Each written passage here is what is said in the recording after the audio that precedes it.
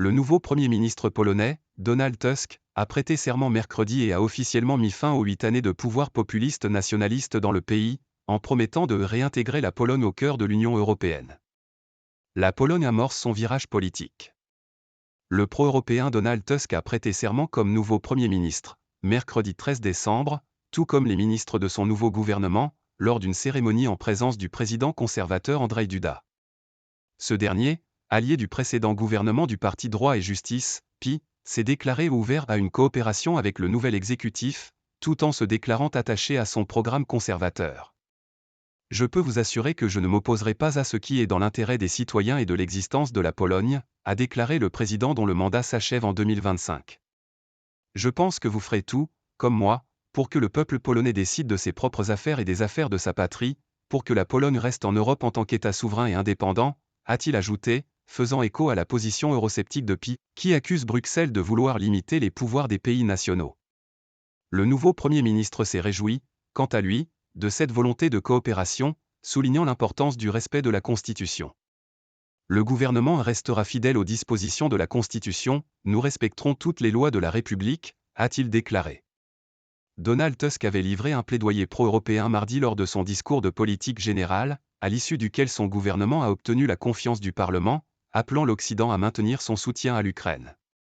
Par 248 voix contre 201, les députés de la Chambre basse ont soutenu le gouvernement de Donald Tusk, qui a déjà été Premier ministre en Pologne entre 2007 et 2014. Le chancelier allemand Olaf Scholz a salué mercredi l'arrivée au pouvoir de celui en qui il voit un Premier ministre voulant ramener la Pologne au cœur de l'UE. C'est précisément là qu'est sa place, a souligné le dirigeant allemand sur X, disant se réjouir de faire avancer l'UE et les relations germano-polonaises côte à côte avec la Pologne. Soutien appuyé à l'Ukraine. Dans son discours devant les députés, le dirigeant de 66 ans a appelé le monde à une mobilisation totale en faveur de l'Ukraine face à l'offensive russe et a assuré d'œuvrer de manière efficace en faveur de Kiev.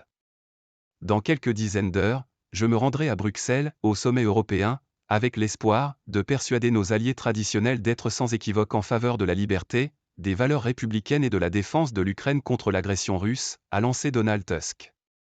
L'ancien chef du Conseil européen, 2014 à 2019, a également exprimé son espoir de rencontrer le président ukrainien Volodymyr Zelensky lors de ce sommet. Il a également promis de résoudre le conflit à la frontière avec l'Ukraine, bloqué depuis un mois par les routiers polonais qui dénoncent la concurrence déloyale de leurs collègues ukrainiens. Le blocage a provoqué une crise grave dans les relations entre les deux pays.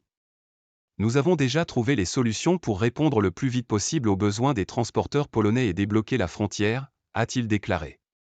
La volonté de coopérer semble réciproque puisque le président ukrainien a envoyé sur X ses félicitations lundi, immédiatement après la désignation de Donald Tusk au poste de Premier ministre. Avec AFP.